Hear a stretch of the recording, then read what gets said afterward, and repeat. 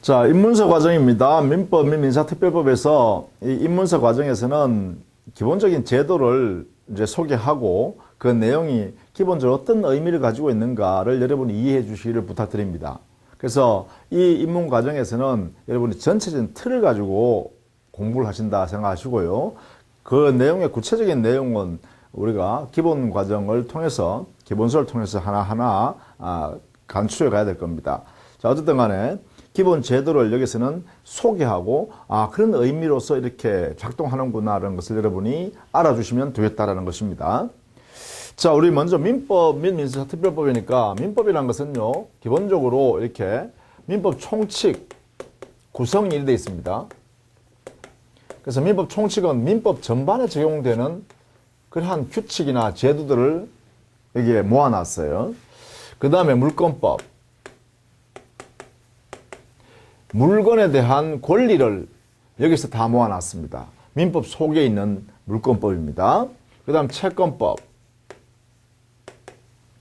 이 채권법이란 것은 사람에 대하여 사람이 권리를 가질 때 그러한 권리를 우리는 보통 일반적으로 재산권 중에서는 채권이다 이렇게 표현해요. 그래서 물권법은 사람이 물건에 대해서 갖는 권리, 그것을 민법에서 다루고 있고 그걸 물권법이라고 그래요. 민법 안에서요. 그리고 채권법은 사람이 사람에 대해서 권리, 즉 힘을 쓸 수 있는 권리를 가지고 있을 때 우리는 채권이라고 하고, 그러한 채권을 규율하기 위해서 만든 법이 민법 중에서 채권법이라고 그래요. 그 다음에는요, 우리 신분과 가야 되는 건데, 신분, 친족 안에서의 나의 신분과 그 다음에 그 가족 중에 누가 사망하게 되면 그 재산을 갖게 되는 상속에 관한 문제가 있어요. 그죠? 이런 것을 우리는 가족법이라고 크게 하는데, 이 가족법 안에 말입니다. 여기는 크게 두 가지로 나눌 수 있어요. 우리 시험 범위는 안 들어갑니다. 여기는 시험 범위는 아니에요.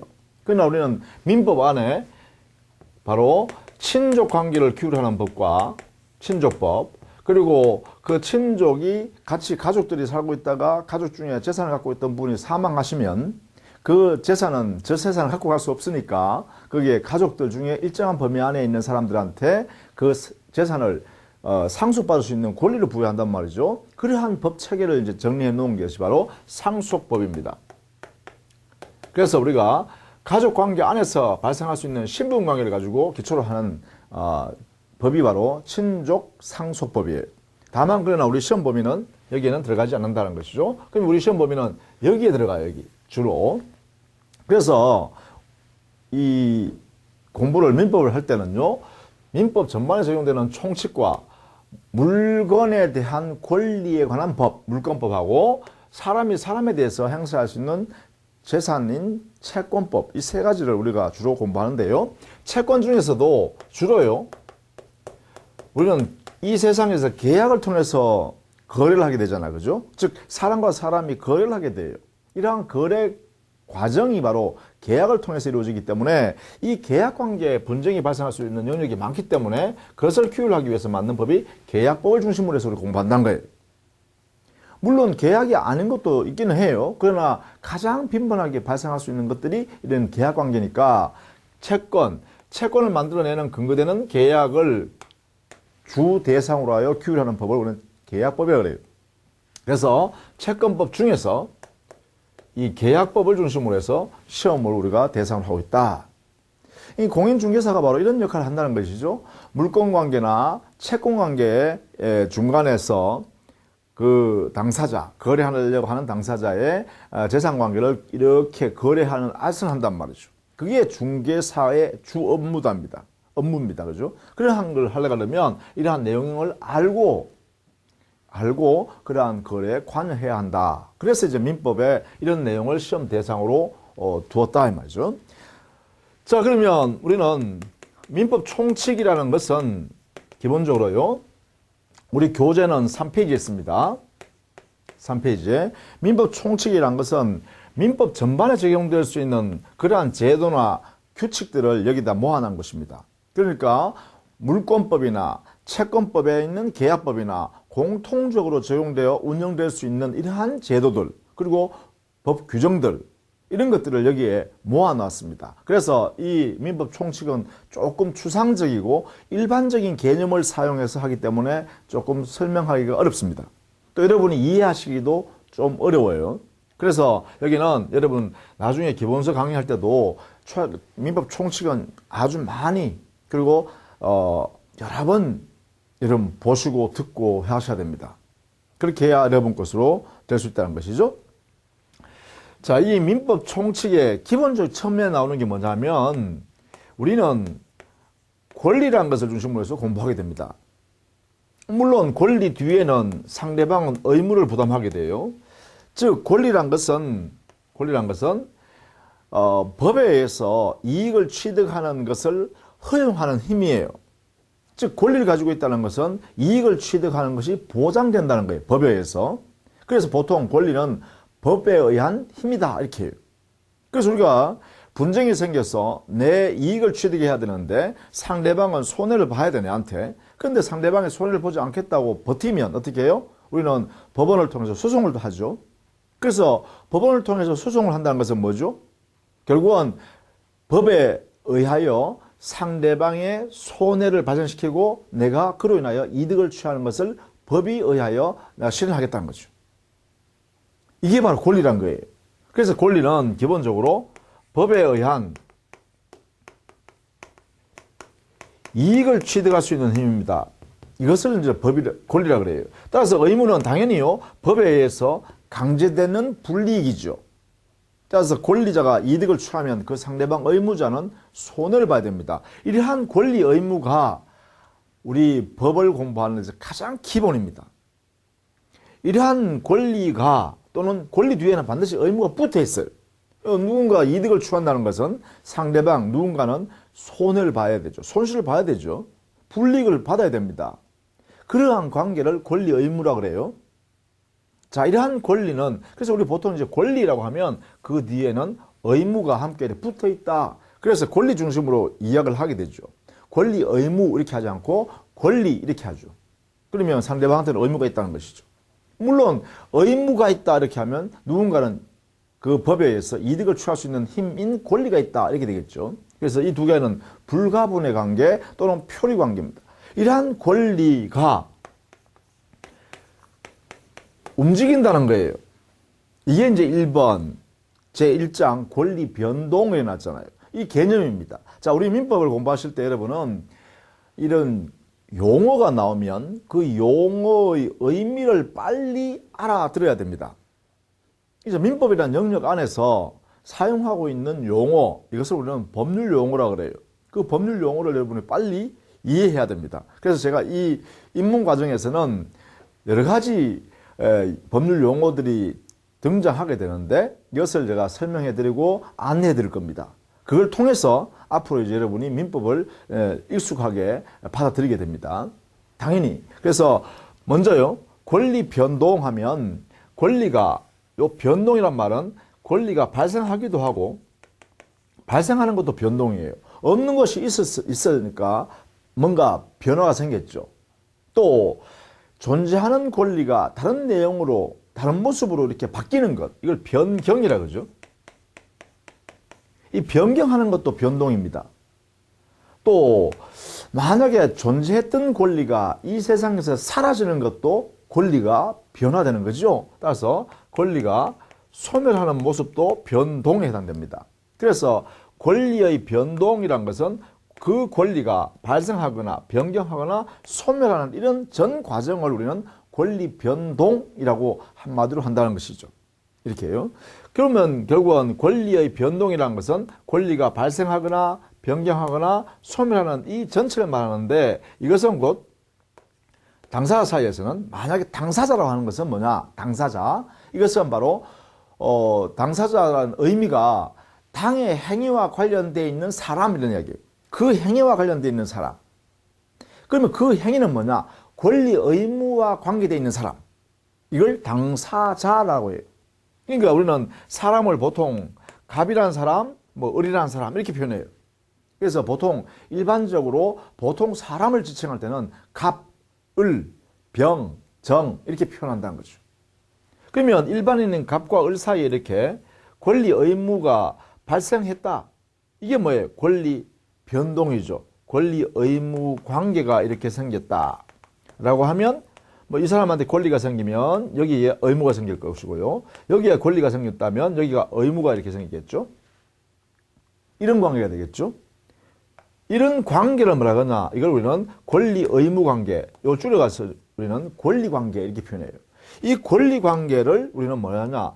민법이 끼어들면, 이 민법이랑 법이 끼어들면 이렇게 권리와 의무 관계가 만들어진다는 거예요. 그래서 민법이라는 법률이 여기에 끼어들어 있는 관계다. 이런 의미에서 법률 관계라고 하기도 해요. 다 같은 말이에요. 여기에는 법률 관계, 권리 의무 관계 또는 권리 관계, 그 다음에 권리 변동. 이 세 가지는요, 같은 의미예요. 즉, 그러한 관계에 있는 당사자에게 법률 관계가 있다라는 것은 권리 의무 관계인 권리 관계가 발생되어 있다는 것이고, 그것은 권리의 발생 변경 소멸이라는 이 변동 현상이 생겼다라는 거예요. 이것을 우리는 법률 관계라고 한다. 이 법률 관계는 뭐냐? 민법이라는 법률이 끼어들어서 권리 의무 관계로 나타난다. 이런 거예요. 그것을 우리는 의의에서 이야기하고 있어요. 우리 교재에 보시면 앞으로 이제 민법 기본서가 나갈 텐데, 여러분 보실 텐데, 거기 보면 의의라는 말을 많이 써 있습니다. 제목에. 이 의의라는 것은 뜻, 의미, 개념, 뭐 이런 내용으로 여러분이 이해하시면 돼요. 이런 뜻이다, 이런 의미다, 이런 개념으로 사용한다. 뭐 그런 뜻으로 이렇게 보시면 돼요. 그게 의의라는 뜻이에요. 그러면 어떤 법률 용어가 나왔을 때 그 법률 용어의 의미나 뜻이 무엇일까라고 알고자 하면 바로 이 의의난을 보시면 돼요. 그렇죠? 그렇게 설명을 해 드릴게요. 자, 이것이 권리 변동이다. 그래서 권리 변동의 모습은 크게요, 이 세 가지죠. 발생, 변경, 소멸. 그래서 거기에 표를 만들어 놨습니다. 그죠? 그 표에 보면 권리가 발생하는 것, 변경하는 것, 소멸하는 모습을 전체 다 권리 변동이라고 하고, 발생에는 이 세상에 처음으로 발생하는 것을 원시적 발생이라고 해요. 원시적 발생하는 것을 원시 취득이죠. 권리를 취득하는 거죠. 발생하는 거. 그러니까 이건 처음 발생하는 거예요. 처음 발생. 그러면 승계취득이란 말은 뭐죠? 승계취득이라는 것은 이미 존재하는 권리를 기초로 하여 가져왔다 이 말이죠. 누군가 가지고 있는 권리를 기초로서 그 권리를 가져왔다든가 그 권리의 기초에서 권리를 가져오는 거예요. 그래서 이것은 존재하는 권리를 전제한다.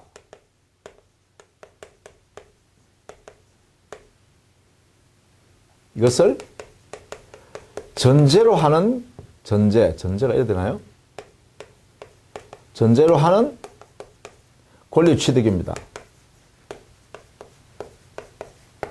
이거는 처음 발생하여 취득하는 거고요. 권리를 취득하는 거예요. 예를 들면 어떤 게 있어요? 건물을 신축했다. 이런 걸 예를 들겠죠. 이 세상에 없는 건물이 하나 만들어지면 그 건물에 대한 소유권이 이 세상에 처음으로 발생하겠죠. 대표적인 예입니다. 그죠? 예를 들면 갑이라는 사람이 건물 소유권을 가지고 있다가 말이죠. 자, 여기서도 소유권 할 때는 이렇게 글자를 생략할 때는 한 글자만 쓰고 동그라미를 제가 이렇게 하겠습니다. 앞으로 계속요. 뭐 우리가 설명할 게 너무 많으니까 줄여서 쓸 때는 전부 다 이렇게 하겠습니다. 자, 갑이라는 사람이 자기 소유권을, 건물 소유권을 가지고 있다가 만약에 을로부터 대금 10억을 받고 소유권을 넘겨줬다고 한번 해볼까요? 이렇게. 그러면 을이라는 사람은 소유권을 취득하게 되죠. 이렇게. 소유권을 취득하게 돼요. 그렇다면 을이라는 사람에게는 소유권이 없던 소유권이 발생하게 된다는 것이죠. 이렇게.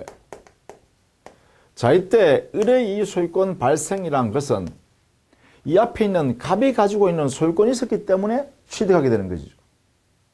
앞에 사람의 소유권이 없다면 당연히 을은 소유권 취득할 수 없습니다. 이때 이 바로 을의 소유권 취득은 여기죠. 승계해서 취득한다. 이렇게 표현하겠죠. 이렇게요. 왜냐하면 존재하는 권리인 갑의 소유권을 전제로 해서 권리를 취득하는 거잖아. 그렇죠. 이런 모습이면 전부 다 우리는 승계 취득이라고 하자 이렇게 하는 거죠. 승계, 받아들인다. 이어서 받아들인다. 그죠? 자, 이렇게 설명을 좀 하자.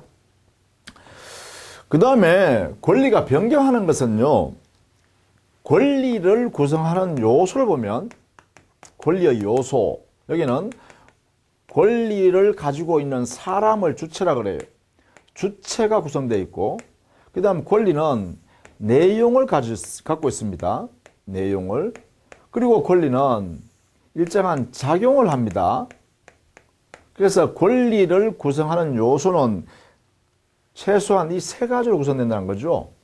권리를 가지고 있는 사람인 주체, 그리고 권리 내용을 가지고 있으니까 내용, 그리고 권리는 누군가에게 작용을 해서 이익을 실현한단 말이죠. 그래서 작용하는 내용, 이 세 가지로 권리가 구성돼요. 그렇다면 이 주체가 변경되거나 아니면 내용이 변경되거나 아니면 작용이 변경한다면 이것은 권리 자체가 변경하는 것이 되겠죠. 그래서 권리 변경의 모습은 세 가지가 있다.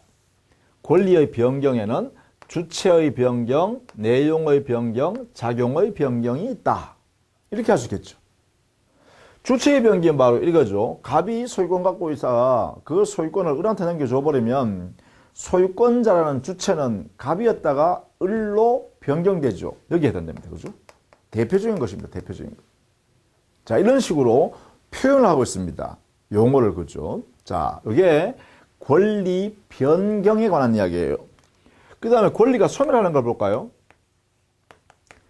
권리 소멸의 모습은 두 가지 형태로 나눌 수 있어요. 예를 들면 건물이 존재하는 건물에 즉 갑이 소유권을 갖고 있었는데 그 건물이 불이 타서 다 허물어졌다 해보세요. 또 그 건물이 바닷가에 있었는데 해일이 쳐서 건물을 싹 쓸어가 버렸다 해보세요. 그럼 이 세상에 갑이 소유권 가지고 있었던 그 건물이 없어짐으로 인하여 소유권도 이 세상에서 완전히 소멸해 버리죠. 이러한 권리의 소멸을 뭐라 그러냐? 이걸 절대적 소멸이라 그래요. 절대적이다. 이렇게 표현한다는 거죠. 또 한편으로는 이렇게 되죠. 이 예처럼 갑이 을한테 소유권을 돈을 받고 팔았다라고 하면 이 갑의 입장에서 보면 자기 호주머니에 있던 소유권이 사라져 버리는 거잖아요. 그렇죠? 따라서 갑이 자기 가지고 있던 소유권을 다른 사람한테 넘겨주는 순간에 자기에게는 소유권이 소멸합니다. 그런데 그 소유권은 이 세상에서 완전히 없어지는 것이 아니라 다른 사람한테 가 있을 뿐이죠. 이러한 소멸을 우리는 상대적 소멸이라고 한다. 약속입니다. 그죠? 용어를 이렇게 쓰겠다라는 것입니다. 그래서 절대적 소멸과 상대적 소멸이라는 두 가지 현상이 있다. 그래서 이러한 권리의 발생, 즉 권리 취득하는 모습과 변경하는 모습과 그리고 소멸하는 모습을 간단하게 설명했습니다. 이렇게 법률 용어를 구성한다는 것입니다. 여러분 이렇게 이해를 해 주시면 좋겠죠. 자, 그런데 이러한 권리가 발생, 변경, 소멸 이러한 현상이 발생하려고 그러면 기본적으로 사람이 거래 행위를 함으로써 일어나는 것이 대표적이죠. 자, 이 변동이 발생하려면 기본적으로 사람이 행위를 했기 때문에 발생합니다. 이게 가장 중요합니다. 자, 예컨대 갑이라는 사람이 자기의 소유권을 말이죠. 을이 와서 내가 10억을 줄 테니까 내한테 파실래요? 이렇게 하니까 갑이 돈이 필요하니까 그래 내가 팔게요. 이렇게 하잖아요. 그런 다음에 두 사람 사이 이렇게 해요. 매매 계약 행위를 우리는 했다 이렇게 하죠. 보통 우리는 사회에서 매매했다 이렇게 하잖아요. 그래서 매매 계약이라는 행위를 이렇게 했어요. 그죠? 갑과 을이. 그런 다음에 을이 대금, 약속한 대금 10억 원을 이렇게 지급하고 그 다음에 갑은 소유권을 을한테 이렇게 넘겨주죠. 10억. 이렇게 된단 말이에요. 그리고 결국은 이것도 뭐냐. 이 소유권이라는 이 권리가 이렇게 을한테로 이렇게 움직이는 것은 변동하는 것은 바로 사람의 행위를 통해서 이루어지는 게 가장 우리 사회에서 보편적이고 일반적이다. 그죠? 이때 이러한 행위를 뭐라 그러냐? 이런 행위를 이것을 우리 민법에서 가장 중요한 행위다 해서 이름을 이렇게 짓습니다. 법률행위라고. 자, 그냥 쉽게 설명하기 위해서는 이렇게 했어요. 민법 안에서 권리 의무가 이렇게 만들어지는 과정에서 사람의 행위를 통해서 발생할 때는 그 행위가 민법이라는 법률 안에서 인정되는 행위이기 때문에 법률행위라고 한다. 자, 그런데 이것은 이제 우리가 일반 사람한테 설명할 때 이렇게 하고요. 법을 공부하는 사람끼리 이야기할 때는 이렇게 표현한다. 법률행위라고 하기 위해서는 이 행위 안에 반드시 있어야 할 요소가 있다. 법률행위라고 하기 위해서 꼭 필요한 요소가 바로 의사표시라는 요소가 필요하다. 이 의사표시가 들어가는 행위라면 그 행위를 법률행위라고 한다. 요게 뭐예요? 요게 법률행위의 의의예요. 자, 그럼 여기에 이 매매계약 행위가, 요 행위가 법률행위라고 이름을 불러요. 법률행위인 매매계약 이렇게 표현해요. 왜 그러면 이 법률행위인 매매계약이라고 할 수 있는가라고 하면 여기에 을이라는 사람이 이렇게 해요. 자, 당신 그 건물 내가 10억 줄 테니까 내한테 파실래요? 라고 의사를 갑에게 표시하잖아요. 이렇게 의사를 표시해요. 그 다음에 이에 대해서 갑이라는 사람이 을한테요. 그래, 내 이 건물 소유권을 당신이 내한테 10억 준다니까 내가 팔겠습니다. 라고 의사를 표시하죠. 역시 여기도 이렇게 갑의 의사가 표시되어 나옵니다. 그러면 갑과 을 사이에 이 매매 계약 행위라는 것이 완성되기 위해서는 을의 의사표시와 갑의 의사표시가 함께 들어가서 매매 계약이라는 행위를 만들죠. 그렇다면 우리는 결론적으로 매매 계약이라는 행위는 법률 행위라고 해야 한다. 왜? 약속을 이렇게 했잖아요. 의사표시라는 요소가 들어가 있는 행위라면 그 행위를 법률 행위라고 이름 짓는다라고 약속했단 말이야. 그렇다면 이 매매 계약은 법률 행위다. 이렇게 해석한다는 거예요. 그리고 또 이런 것도 있을 수 있죠. 똑같은 모습으로 그러면 이래 볼까요? 갑의 건물을 이번에는 을이라는 사람이 사겠다는 게 아니라요. 내 보증금을 내가 5억을 드릴 테니까 그리고 월세도 드릴게요. 매월 내가 50만 원씩 드리겠습니다. 그래서 요거 2년간만 좀 빌려주시죠? 라고 이렇게 표시했어요. 그러니까 갑이요. 이런 조건이면 좋아. 내가 빌려줄게. 이렇게 할 수 있죠? 네, 빌려드릴게요. 이렇게 한단 말이에요. 그러면 갑과 을 사이의 이 관계를 우리는 뭐라고 해석하죠? 사회에서는 바로 임대차 계약이 이루어졌다. 이렇게 하죠. 임대차 계약. 자, 이 임대차 계약도 역시 우리는 법률 행위다라고 해야 된다는 거예요. 이렇게요. 왜요? 여기도 마찬가지입니다. 바로 이 임대차 계약을 만드는 과정을 보면 을이라는 사람이 자, 보증금 5억에 월세 매달 50만 원씩 드릴 테니까 2년간만 좀 빌려주실래요? 라고 의사를 표시합니다. 그러니까 갑은 거기에 대해서 뭐라 했어요? 그래요, 좋습니다. 이런 내용으로 당신이 빌려 쓰겠다면 내가 빌려드릴게요. 라고 하면서 의사를 표시하죠. 또 자기의 의사를 상대방한테 표시해요. 그래서 이 바로 임대차 계약이라는 행위가 이루어진다 이 말이죠. 이렇게. 그렇다면 이 행위, 임대차 계약 행위는 법률 행위라고 하여야 한다 이 말이에요. 이유는 바로 의사표시가 들어가 있는 행위이기 때문이에요. 자, 이 공통점 하나는 매매 계약이고 하나는 임대차 계약임에도 불구하고 공통적으로 뭐라 불렀어요? 그래요. 법률 행위라고 불렀습니다. 법률 행위라고 이렇게 부른다 이거예요. 왜 이렇게 부르냐? 바로 뭐가 있기 때문에? 바로 이겁니다. 우리는 개념을, 법률 행위라는 개념을 이렇게 쓰자고 했어요. 의사표시가 행위 속에 들어가 있다면 그 행위의 이름을 법률 행위라 부르자. 그래서 법률행위는 의사표시를 반드시 요소로 하는 행위다. 이렇게 했어요. 이렇게. 따라서 매매 계약 행위든 임대차 계약 행위든 전부 다 뭐라 그런다? 법률행위라고 한다. 이렇게 하는 거죠. 약속입니다. 약속. 자, 이것이 여러분이 거기에 법률행위라는 내용을 설명한 거다. 보통 이 법률행위는 자, 드디어 매매 계약이나 임대차 계약이 하게 되면 갑과 을 사이에는 각각 권리와 의무가 생겨요. 그죠? 권리가 의무가 바로 법률행위를 하고 나니까 권리 의무가 생기죠? 따라서 법률행위라면 여기는 권리와 의무가 발생하게 되고 이것을 뭐라고 하냐? 권리 변동이라고 그러죠? 자, 이 권리 변동을 또 다른 말로는요. 민법에 의하여 효과가 생겼다. 이렇게 표현해요. 그래서 이걸 법률 효과라고 돼요.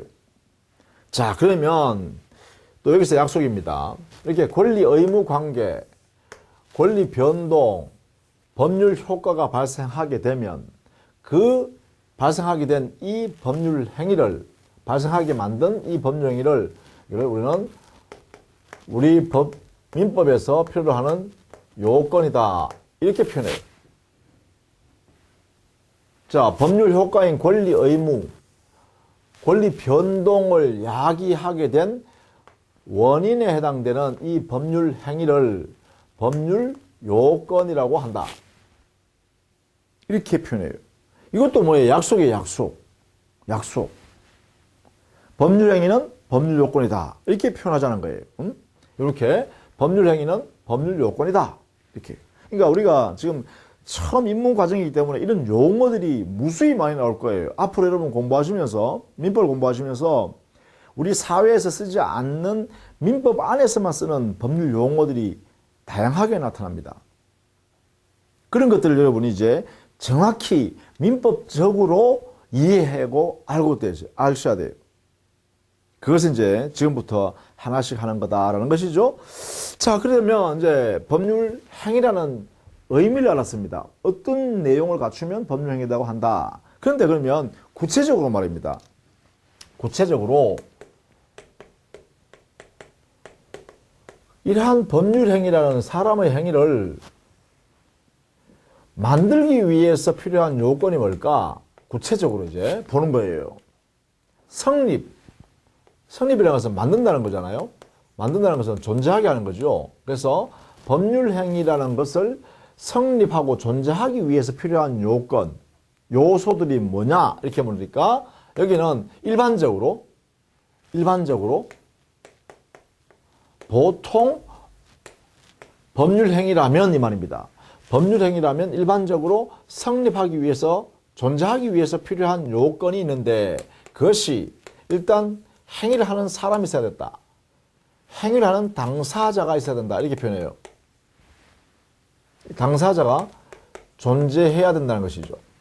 두 번째, 그 당사자가 이 행위를 하는 목적을 가지고 있어야 된다는 거예요. 목적이 존재해야 된다는 거죠. 당사자가 목적을 가지고 있어야 법률 행위를 존재하게 한다는 거죠. 그리고 세 번째요. 의사표시가 이 법률 행위에 들어가 있어야 된다 했죠. 따라서 당사자가 목적을 가지고 목적을 담아서 표시행위를 해 나가야 된다. 그 표시행위를 뭐라냐? 의사표시라고 그래요. 이 의사표시가 존재해야 됩니다. 자, 그러면 이 세 가지가 바로 법률 행위를 만들기 위해서 필요한 일반적으로 갖추어야 할 요건이다. 이렇게 표현해요. 법률 행위의 일반적 성립 요건으로는 당사자가 존재하고 목적이 존재하고 의사표시가 존재한다. 자, 그러면 앞에서 우리 봤듯이요. 여기에요. 여기에 매매 계약 행위라는 법률 행위를 만들어내는 모습을 한번 볼까요? 매매 계약 행위라는 법률 행위를 만들기 위해서, 성립하기 위해서, 존재하기 위해서 필요한 요건은 뭐냐? 팔려는 사람, 살려는 사람이라는 당사자가 있어야 돼요. 당사자가 존재해야 돼요. 갑이라는 사람, 을이라는 사람이 있어야 된다는 거죠. 두 번째, 갑이라는 사람은 팔려는 목적을 가지고 있어야 되고, 을이라는 사람은 살려는 목적이 있어야 돼요. 당사자에게 각각 목적이 있어야 돼요. 세 번째요. 자, 갑이라는 사람이 목적 갖고 있고 을이라는 사람이 목적 갖고 있다. 그럼 머릿속에만 있는 거잖아요. 그럼 머릿속에만 있어가지고는 이 매매 계약 행위라는 법령을 만들어낼 수가 없어요. 어떻게 해요? 상대방한테, 그래, 당사자인 상대방한테 표시해야죠. 내가 10억 줄 테니까 내한테 그 건물 내한테 파실래요? 라고 표시해야 돼요. 그게 뭐예요? 의사표시잖아요. 동시에요, 갑이라는 당사자도 그래요. 좋아요. 10억 주신다면 내가 이 내 건물 소유권을 당신한테 팔겠소. 라는 자기의 목적을 표시하죠. 그 목적을 표시하는 걸 뭐라 한다? 의사표시라 한단 말이에요. 그렇다면 매매 계약이라는 법령에만 그러냐? 아니에요. 임대차 계약이라는 법령에도 마찬가지란 거예요. 자, 먼저 임대차 계약이라는 법령을 만들기 위해서, 성립하기 위해서, 존재하기 위해서는 임차하려는 사람이 있어야 되고 임대하려는 사람이 있어야 돼요. 당사자가 있어야 됩니다. 존재해야 되죠. 그 다음에 그 당사자가요, 임차받을 목적을 가지고 있어야죠. 임대하려는 사람은 임대할 목적을 가져야죠. 그 목적만 가지고 있어서는 임대차 계약이 만들어지지 않습니다. 뭐가 있어야 되죠? 바로 자기가 이러이러한 내용으로 임차할게요. 내한테 임대 놓으시죠. 라는 표시를 해야 돼요. 그러면 이 갑은요, 거기에 대해서 그래요. 좋습니다. 내가 임대 놓겠습니다라고 자기의 의도, 목적을 드러내야 돼요. 그게 뭐예요? 의사표시. 그래서 여기서 마찬가지 당사자, 각각 목적을 가지고 있어야 되고 그 목적을 표시해야 되죠. 의사표시로. 그러니까 임대차 계약이 성립했다는 거예요. 그렇다면 매매 계약이든 임대차 계약이든 기타 어떠한 거래 행위든 간에 법률 행위를 만들려고 그러면, 성립하려고 그러면, 존재하려고 그러면 세 가지는 반드시 필요하다. 그 세 가지가 뭐냐? 바로 이거죠. 당사자가 존재해야 되고 목적을 가지고 있어야 되고 그 목적을 밖으로 표시 행위하는 의사표시가 있어야 한다. 그래서 일반적으로 이 세 가지가 반드시 필요하다. 이렇게. 그래서 이 세 가지를 법률행위의 일반적 성립 요건이다. 이렇게 표현해요. 자, 그 외에 특별한 성립 요건도 있기도 하죠. 예를 들면, 유언 같은 경우는요, 유언하는 사람이 당사자, 유언할 목적을 가지고서 유언하는 내용을 의사표시를 해야 돼요. 뭐 글로 적는다든가, 녹음을 한다든가, 아니면 공증인 사무실에 가서 내 유언 좀 할 테니까, 당신 내 비용 줄 테니까 유언 좀 정리해 주실래요? 이렇게 할 수 있다는 거예요. 의사표시해야 돼요. 자, 그러면 유언이라는 행위는 이 세 가지 요소가 다 들어있으니까 법률행위죠. 유언행위도 법률행위예요. 유언. 그런데 우리 민법에는요, 유언이라는 법률행위는 이 세 가지만 가지고는 만들어낼 수가 없어요. 유언이라는 법률행위에 있어서만은 이 세 가지 외에도, 당연히 이 세 가지 갖춰야 돼요. 이 외에도 그래요. 우리 민법에 정해져 있는 방식에 따라서 해야 됩니다. 방식을 갖추어야 유언행위가 성립이 돼요. 자, 혼인이란도 마찬가지. 혼인도 계약입니다. 한 남자와 한 여자가, 그러면 당사자죠. 혼인을 보면 혼인할 당사자가 있어야 돼요. 그 다음에 혼인할 의사, 목적이 있어야죠. 저 사람하고 내가 평생 배우자 지위에서 살아야겠다. 이런 의사를 가져야 돼요. 목적을 가져야 됩니다. 목적. 혼인할 목적. 한 남자와 한 여자가 각각 목적을 가져야 돼요. 그 다음에 당사자한테 표시하죠. 청혼이라 그러죠. 먼저 하는 걸 그러죠. 당신 내하고 혼인합시다. 이렇게요. 그러면 상대방이요, 거기에 받아들이는 승낙을 해야 되죠. 그게 뭐예요? 의사표시예요. 그래, 당신과 혼인해서 평생 배우자 지위를 내 갖겠소. 이렇게. 이 세 가지 있어야 돼요. 그런데 이것만 가지고는 혼인이 완성되지 않았어요. 혼인도 계약입니다. 그러면 혼인 계약이 완성되려고 그러면 어떻게 되죠? 이 세 가지 외에 덧붙여서 하나 더. 그래요. 관청에 가서 혼인 신고를 해야 됩니다. 두 사람의 의사가 일치되어 있다는 것을 신고 행위를 해야 돼요. 그래야 혼인이 완성이 돼요. 그렇다면 혼인도요, 의사표시가 들어있는 행위이기 때문에 법률행위예요. 혼인계약이에요. 그 혼인계약이 존재하기 위해서는 당사자, 목적, 의사표시 외에도 하나 더 혼인신고가 있어야 한다. 자, 이렇게 되겠죠. 그래서 일반적 성립요건 외에도 특별한 성립요건도 있을 수 있다. 이렇게 됩니다. 자, 그 다음에요. 이러한 성립, 이렇게 되면 어떻게 되냐. 이 요건을 갖추면, 이 요건을 갖췄다, 이 말이에요. 갖추면 법률행위가 성립하게 됩니다.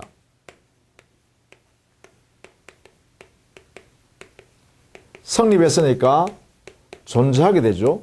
누구든지 볼 수 있습니다. 아, 여기에 법령이 있네? 이렇게 해요. 자, 그러한 이 법령이가 다시요. 그 법률행위가 유효하기 위한 요건이 필요합니다. 이 유효 요건이라는 것은 다른 말로 하면 권리 의무라는 효력이 발생하기 위한 요건입니다. 이렇게요. 그래서 자, 여기에 성립 요건만 갖추었다고 당연히 권리 의무가 발생하는 것이 아니라 성립 요건이 갖추어지면 여기에 존재하게 됐습니다. 이렇게. 이 존재한 법률행위가 유효다.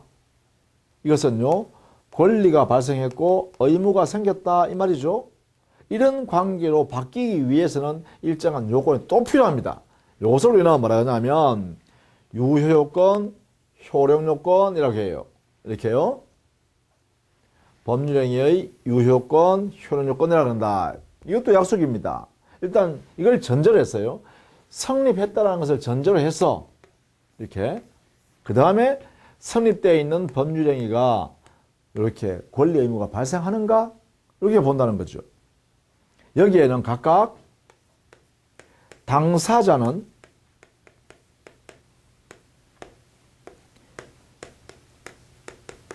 능력을 갖추어야 한다. 요것이 이제 당사자의 효력 요건입니다. 당사자라는 사람, 이 사람이 갖추어야 할 요건이에요. 이게 첫 번째. 두 번째요. 존재하고 있는 목적 이 자체가요. 존재하는 목적이 확정할 수 있어야 되고 그 다음에요. 실현 가능해야 되고 그 다음에 대한민국의 법 규정을 위반되지 않아야 합니다. 그 목적이 적법해야 되고 그리고 사회 질서에 위반되지 않는 즉 사회적으로 허용될 수 있는 목적이어야 합니다. 사회적으로 받아들일 수 있는 목적이어야 합니다. 이것을 우리는 사회적 타당성이라고 그래요.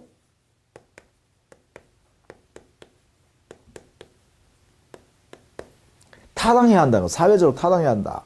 이 네 가지 요소를 갖추어야 목적이 유효하다 이렇게 한다는 거죠. 그 목적의 효력 요건은 확정 가능 적법 사회 타당성을 모두 갖출 것 이렇게 되겠죠.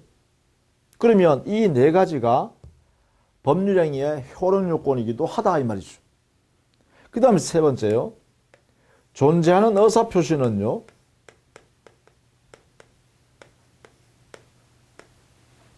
이 의사표시, 존재하는 의사표시가 이게 효력을 발생하기 위해서는 마음속에 있는 것은 의사입니다. 그리고 밖으로 드러나는 것은 표시행위죠. 이렇게요. 이 의사표시가 완전히 일치되도록 해야 합니다. 일치. 자, 여기에 있는 당사자가 자기의 의사를 마음먹은 대로 드러나야 된다. 상대방한테 표시해야 된다는 거죠. 그리고 이것만 가지고 안 됩니다. 하나 더요.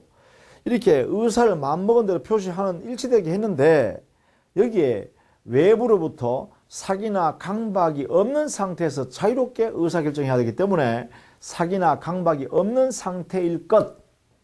이 상태가 마음먹은 의사를 밖으로 드러내는 표시행위를 할 때 일치되도록 할 때 다른 사람으로부터 사기나 강박을 당하지 않은 상태에서 이루어져야 한다. 이 상태가. 그래서 이게 사기나 강박이 없을 것,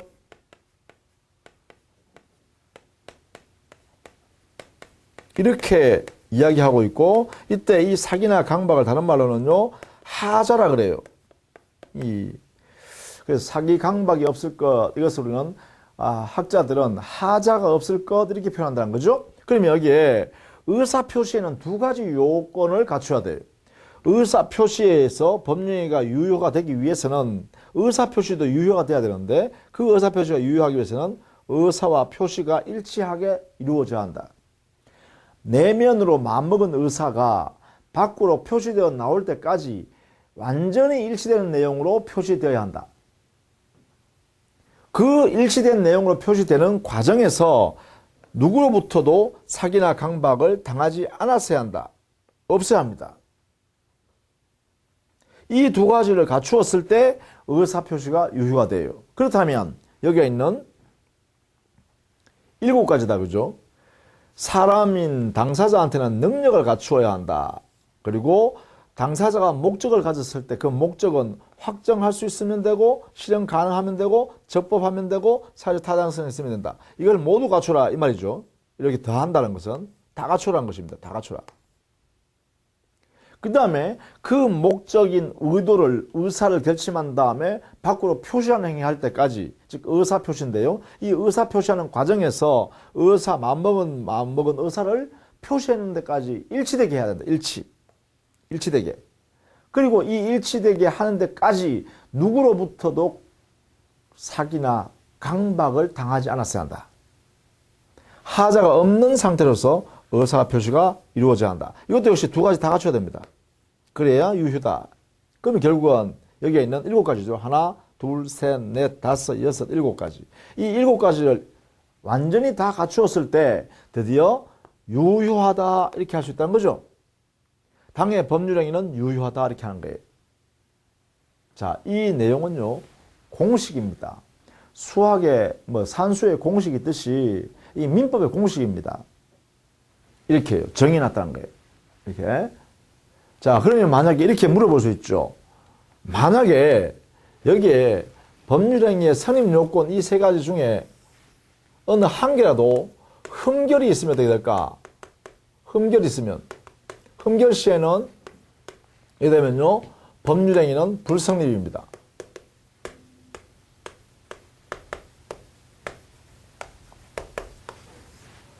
불성립이니까 존재하지 않는다 이 말이죠. 부존재입니다. 부존재. 이 세상에 존재하지 않는다는 뜻이에요. 자, 이렇게 해석되게 됩니다. 그럼 만약에 여기에 있는 효력 요건이 요게 여기에는 7가지입니다. 7가지. 이 7가지 중에 어느 한 개라도 없으면 될까? 이것도 역시 흠결됐으면. 여기에. 자, 여기에 만약에 다 갖추었으면 유효입니다. 그렇죠? 이것을 모두 갖추었다면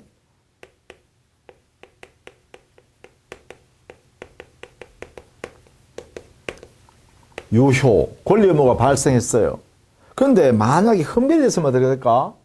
이때는요, 당의 법률행위는 유효라고 확정할 수는 없죠. 그래서 보통 효력이 안 생겼거나, 자, 이것만 있으면 괜찮은데 우리 민법에서는 또는 취소할 수 있다라는 이런 제도를 만들어 놨어요. 그래서 이렇게 된다는 것이죠. 흠결이 있다면 이렇게 해요. 이렇게 무효가 되거나 또는 취소가 된다. 이건 누가 정하냐? 이게 바로 민법에서 정해놨습니다.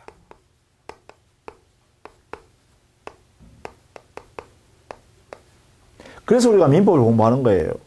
자, 이런 사전 중에 흠결이 생겼을 때 과연 무효로 하는 것인지 취소하는 것인지는 민법을 통해서 하는 거다. 그래서 민법을 공부하는 거다 이 말입니다. 그렇죠? 자, 우리가 공부하는 것은 바로 이 부분에 문제가 생겼을 때 어떻게 해결할 것인가 라는 문제예요. 이 부분. 자, 이 부분이 가장 핵심입니다. 우리 교재도 이런 내용들을 여기에 정리해 두었다라는 것이에요. 자, 이렇게 해서 첫 시간에 법률행위의 개념과 그 다음에 법률행위가 만들어지기 위한 요건과 그 법령에 만들어진 법률행위가 유효가 되기 위해서 필요한 요건 이런 게 있다라는 것만 좀 소개했습니다. 앞으로 이제 이거는 우리가 하나씩 설명해 드리겠습니다. 어떤 의미인지요. 자, 여기까지 하고요. 첫 시간 좀 어려웠죠? 그러니까 이런 내용들을 우리는 기본 강의에 들어가면 아주 구체적으로요. 그 내용을 살펴본다라는 것입니다. 자, 다음 시간에 계속 정리할게요. 수고했습니다.